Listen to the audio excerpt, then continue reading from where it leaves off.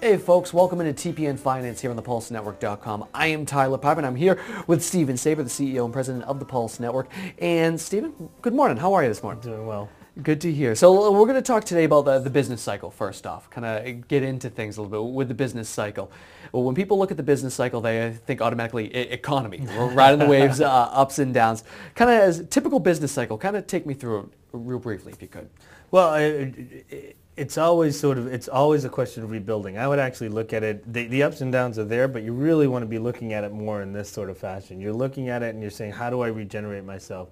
How do I take my business and start to rebuild and rebuild and rebuild and rebuild? And how often do I focus on that? And where am I focusing today? Because so much of it, it's so easy to get caught up either in what's going on today, what's going on tomorrow, it's so hard to get lost in sort of training yourself to be thinking about this cycle over and over and over again. Well, we're talking about the business cycle, and right now we're going to go ahead and we're going to give you some tips, some steps. We're going to kind of take you through each individual step to long-term growth. So what you're playing for, how do you decide what you're really playing for when all is said and done? Well, and let's talk about that, because they ask the question, decide what you're playing for and think about what that means for your business. And really the question is, where is it that you want to go? Are you playing, and let's ask the question, list out the opportunities. Is it survival? Is it sustainability? Is it the home run? Is it the grand slam? What are you trying to do with your business? And therefore, once you figure that out, you know where you are. So for instance, if your goal as a business owner is the grand slam, it's make it or bust. It doesn't really matter. It's a VC mentality.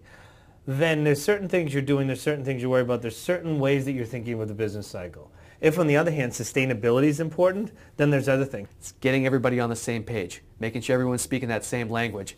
Tell me the importance of this and what exactly does this mean? Language is everything. And we talked about it. We've talked about it before in terms of language, in terms of how to talk about your business, how to talk about your growth, how to talk about your product. But think about it a little differently here in terms of where you're going and how you're growing your business. You want the same language about how your business is being grown. How are you building out the business? How are you building out the model so that they understand what you're building towards? If you're going for broke, if your business is a run it up there, let's see what happens, go back to that business cycle idea, then you want people to be talking in languages that's all about high risk, high reward. If instead sustainability, lifestyle, growth, long-term strong growth is important to you, then you don't want to train your people to think high risk, high reward. You want to train your people to be thinking about, language that speaks to the idea of depth, strength, sustainability, history. We often talk about a business that is internally financed and has no debt. Well, that's important if you're looking at a business that has sustainability and long-term growth. That's actually a negative if you're looking for a business that's high risk, high reward. Let's imagine the future right now. This is an interesting step and an interesting point to kind of make, I think, because you would mention it when we're looking at the business cycle. You really do need to imagine your future. Not just look, but imagine the future. You want to prepare yourself for the pain.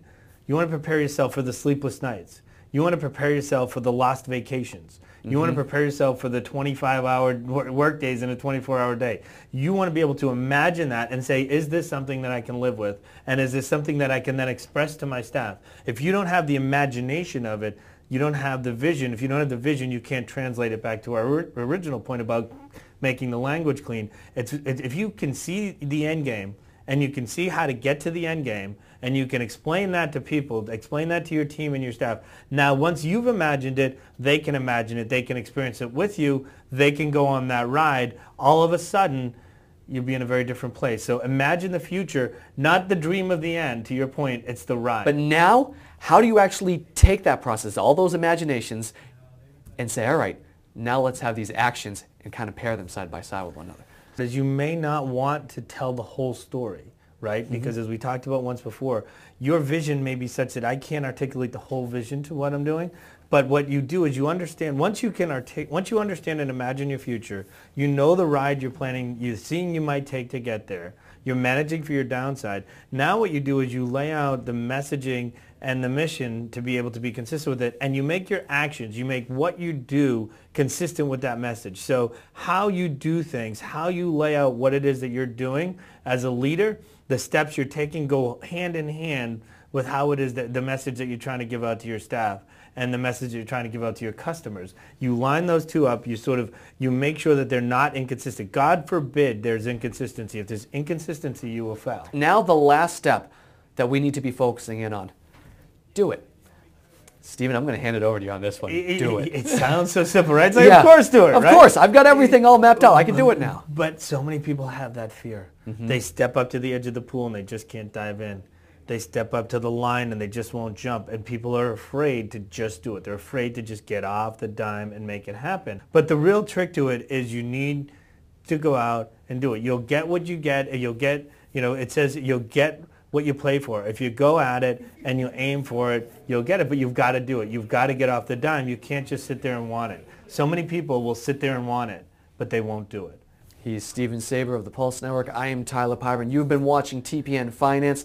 We appreciate you guys being a part of the conversation, and we'll see you next time. Have a good one. Take care.